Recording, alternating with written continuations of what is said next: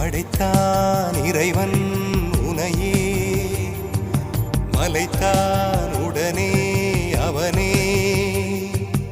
அழகை படைக்கும் திறமை முழுக்க உன்னுடன் சார்ந்தது, என் விழி சேர்ந்தது. விடிய விடிய மடியில் கிடக்கும் பொன்வினை உன்மேனி மீட்டட்டும் என் மேனி. இறைவினில் வந்து கலந்திடு, வீரல் பட மெல்ல காணிந்திடு.